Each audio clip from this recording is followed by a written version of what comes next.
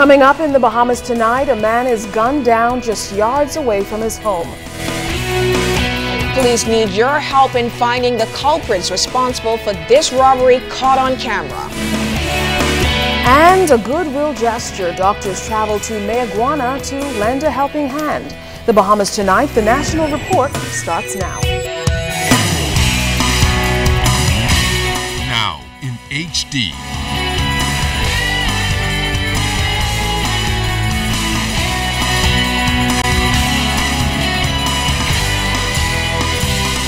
ZNS Network presents The Bahamas Tonight. This portion of the news brought to you by BTC Every Day. Good evening, everyone. I'm Keishla Adderley. And I'm Charisma Robinson. Topping the news tonight, investigations continue into that murder on the streets of the capital this morning. Our Vaughn Albury tells us the tragic incident took place just before the morning rush hour on a busy thoroughfare. It's the 11th homicide for the year, one that has left yet another mother mourning the senseless loss of life of her son. Around 7 a.m., ZNS News received reports that a fatal shooting occurred on Mount Royal Avenue. Officer in charge of CDU, Chief Superintendent Paul Roll, gave the details. Good morning again. Shortly after 7 a.m. this morning, police responded here to Mount Royal Avenue to reports of gunshots being discharged. Upon arrival, they discovered an adult male lying on the side of the road he was suffering from multiple gunshot injuries to the body. EMS responded to the scene as well, examining him and pronounced him dead.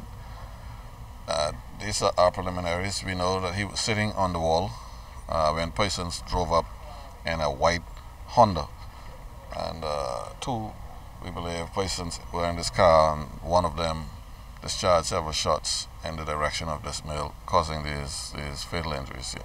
ZNS News learned that the victim is 20-year-old Tion Adderley, a forklift driver for a Gladstone Roll wholesale company. He was the oldest of 3 children and lived on Durham Street, just 20 yards away from where he died. Scores of bystanders watched in silent disbelief as crime scene personnel conducted their initial investigation. Many whispered that hanging just one murder convict would send a message to criminals. But another bystander who did not want to be identified disagreed. And hanging wouldn't really be a solution, but we need to go into looking at what's the real source dealing with all these matters. But the fear of crime appears to be pervasive. You're the only one who's spoken to me, and I've asked more than 50 people gathered here if they'd give me an interview on their feelings on the crime rate in the Bahamas. You're the only one. Why do you think there's this reluctance to speak to the media on this issue, which affects everyone? Well, we're looking at the fear of backlash and all of that in reference to the security of oneself. And I am Vaughn Albury, ZNS Network News. And take a look at this video. Police need your help tonight in finding the culprits responsible for an armed robbery at Super Value Food Store on Robinson Road and East Street last night. Authorities say just before 7, 2 gunmen entered the store and robbed several cashiers of an undetermined amount of cash before fleeing on foot. Anyone with information regarding this crime can call the police at 919 or Crime Stoppers at 328-TIPS. Well, the police force has moved into its 4th day of searching for escaped convict Ormond Leon. Leon escaped police custody Tuesday after appearing in court for a sentencing for murder. This sentencing has been adjourned to February 16th. Police have urged Leon to turn himself in, and they've made a similar appeal to his family. The force says it's been following up on every tip that it's gotten in an effort to get Leon back behind bars. Police sources also tell us they believe him to be still on the island of New Providence, and they believe they're closing in on him. They expect to capture him, that is, soon. The countdown is on to a new Bahamas Electricity Corporation as PowerSecure prepares for its takeover. This step paves the way for Bahamas Power and Light under a new executive structure and improved financial standings. Making the announcement in Parliament this week, Deputy Prime Minister and Works Minister the Honorable Philip Davis noted that PowerSecure will be entitled to a base management fee of $2 million a year and more. In addition, PowerSecure has the opportunity to earn a performance compensation bonus of up to 150% of the base fee. Mr. Speaker, some $2.5 million of this performance bonus will be based on achievement of 11 target key performance indicators, including factors such as the management of non-fuel costs, fuel volume usage, efficiency and fuel volatility, reliability factors such as average number of outages and the duration of such outages, customer service metrics, financial strength of BPL, and others.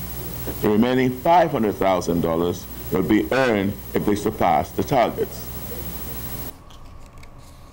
In news from Grand Bahama, as licensees of the Port Authority await a decision by the government on the extension of certain provisions under the Hawksbill Creek Agreement, Prime Minister Perry Christie has acknowledged that there are concerns about the way forward. Earlier this week, he announced that the agreement will be extended for the next 3 months.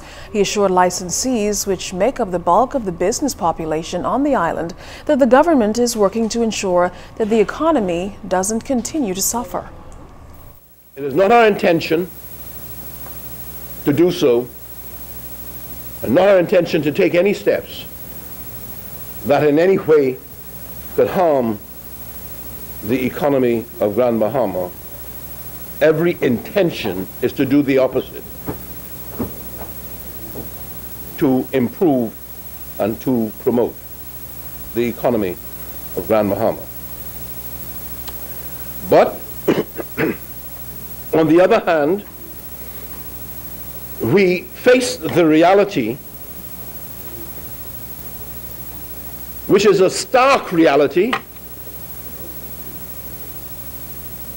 that significant new development is not taking place in Freeport in the same manner as other islands in the Bahamas.